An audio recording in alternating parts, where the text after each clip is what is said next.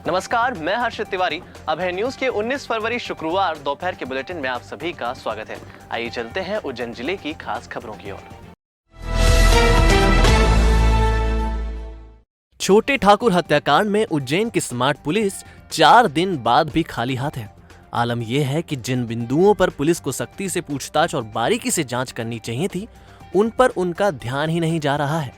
Police सूत्रों के मुताबिक पूरे मामले में पुलिस कंफ्यूजन की स्थिति में है। अब भी पुलिस उन बिंदुओं पर ध्यान नहीं दे पा रही है जिन पर सबसे ज्यादा शंका की सुई घूम रही है। बता दें कि 14 और 15 फरवरी की रात को फ्रीगंज में रहने वाले कृष्णपाल सिंह राठौर उर्फ युवराज उर्फ छोटे ठाकुर की चाकुओं से गोद कर हत्या कर दी गई थी। अभिषेक नगर स्थित उसकी गर्लफ्रेंड मनीषा जैन के मकान में उसकी नग्न लाश मिली थी। घटना की जानकारी छोटे ठाकुर के खास दोस्त सलमान और इमरान ने पुलिस को दी थी। अभिषेक नगर स्थित मकान का दरवाजा तोड़कर दोनों ने उसकी खून से सनी लाश देखी थी। इसके बाद कंट्रोल रूम पर फोन लगाया था। सलमान की शिकायत पर ही पुलिस ने एफआईआर दर्ज की थी। सूत्रों से मिली जानकारी के अनुसार पुलिस ने बेगम बाग के 2 और बहादुरगंज के युवक को हिरासत में ले रखा है, जिनसे पूछताछ की जा रही है।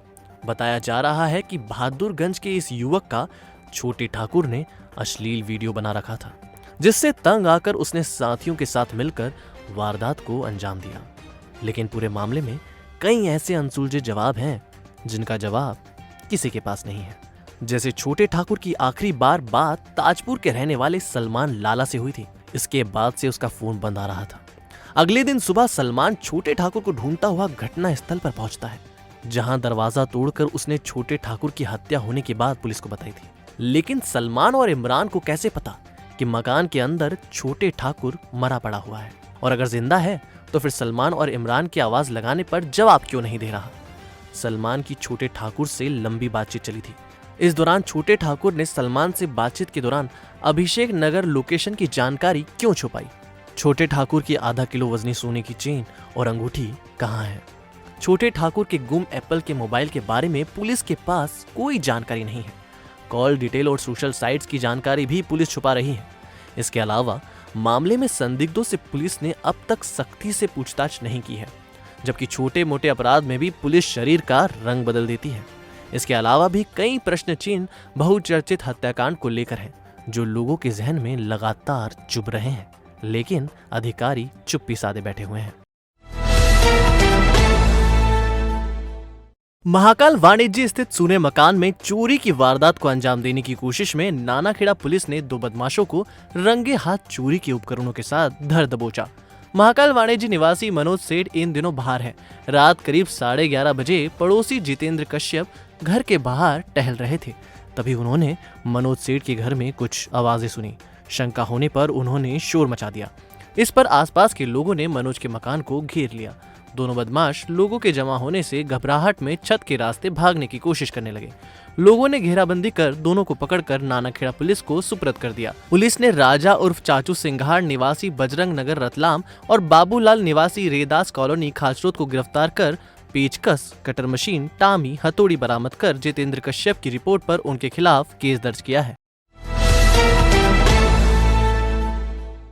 देवास में एक बार फिर पुलिस की रात्रि गश्त पर असामाजिक तत्वों ने सवालिया निशान खड़े कर दिए हैं। बदमाशों ने घर के बाहर खड़ी 4 पहिया वाहनों के कांच पत्थर से फोड़ दिए और भाग गए। सुबह जब लोग उठे तो उनके वाहन क्षतिग्रस्त नजर आए। पुलिस कॉलोनी में पैदल मार्च कर दावा कर रही है कि इससे बदमाशों में भय व्याप्त होगा और महिलाओं को आने जाने में असुविधा नहीं होगी। लेकिन बदमाशों के हौसले इतने बुलंद है कि घर के बाहर खड़े वाहनों के कांच फोड़ दिए। दरअसल अलकापुरी में रहने वाले सुरेश पांचाल की बुलेरो MP 09 CD 6223 घर के बाहर खड़ी थी। बदमाशों ने पत्थर से बुलेरो का पीछे का कांच फोड़ दिया। इसी तरह अलकापुरी में रहने वाले अशोक महेश्वरी की कार MP 41 CA 4245 घर के अंदर गेट के पास खड़ी थी, जिसका पीछे का कांच पत्थर से फोड़ दिया। वहीं राधा जोशी के घर के बाहर खड़ी कार MP 09 CK 1426 के कांच फोड़ दिए। साथ ही मालवीय के यहाँ रहने वाले किराएदार की नैनो कार के कांच फोड़ने की कोशिश की, लेकिन फोड़ नहीं पाए। रहवासियों ने बताया कि आए दिन इस तरह की घटनाएं होती रहती हैं। वहीं लोगों के 2 पहिया वाहन भी घर के बाहर से चोरी हो रहे हैं। रहवासियों ने पुलिस की गश्त पर सवालिया निशान खड़े किए हैं। रात की 2 बजे से लेकर 5 बजे तक अलकापुरी मुकेश नगर में 4 गाड़ियों के कांच असामाजिक तत्वों द्वारा फोड़े गए। सुबह सुबह गाड़ी मालिकों के मेरे पास फ़ोन आया, मैं पहुंचा स्पॉट पे तो गाड़ियों के कांच फूटे हुए देखे, तो तत्काल सभी को लेके थाने पहुंचा। थाने से ऐसे ही रावत साहब भी आए, उन्होंने भी जांच की, पर कहीं पे कैमरे नज़र नहीं आए। कैमरे किसी के यहाँ हैं, किसी का नहीं है। जहाँ पे कैमरे हैं उनके यहाँ वो कैमरे बंद है। तो बाकी तो अब इसके अलावा क्या बताएं, आए दिन गाड़ियाँ चोरी भी हो रही है और सामाजिक तत्व अपने कई ऐसे असामाजिक कार्य कर चुके हैं पहले भी। तो 1:30-2 बजे के 2 से 4 के बीच में मेरी गाड़ी बोलेरो से कांच फोड़ गए, पड़ोस की गाड़ी उसकी भी कांच के फोड़े हुए हैं। या तो आए दिन गाड़ी भी चोरी होती है, गाड़ी घर बार कलर में हरकत होती है। कहाँ रहते हैं आप? अलकापुरी, मकान नंबर 106। गाड़ी कहाँ खड़ी हुई थी? अलकापुरी में। आपके घर के सामने खड़ी थी गाड़ी घर के सामने खड़ी थी। अच्छा, और जो गाड़ियाँ के कांच फूटे उनकी गाड़ियाँ का अंदर खड़ी थी, बाहर खड़ी थी? उनकी गाड़ी उनके घर के अंदर ही खड़ी हुई थी। अंदर गाड़ी हुई थी। क्या शिकायत करी आपने? ये कोई हमने गाड़ी के कांच फोड़ के थाने में गए थे, राहुल भैया पार्षद और हम दोनों शिकायत रिपोर्ट दर्ज करवा के आए।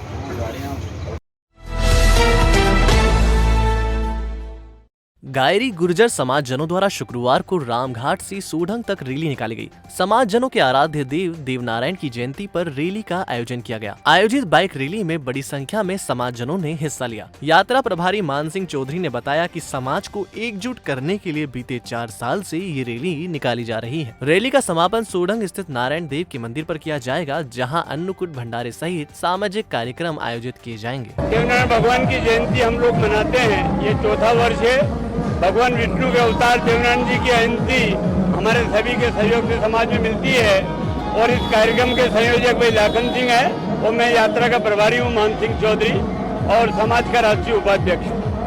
और हम चाहते हैं कि समाज में एक अच्छा मैसेज आए। प्रतिवर्ष होता है, इस वर्ष भी हजारों की संख्या में हमारे साथी रहेंगे और सोढंग में भंडारा है देवनारायण मंदिर का, वहाँ पर हजारों लोग शामिल होंगे और भंडारे का आनंद लेंगे।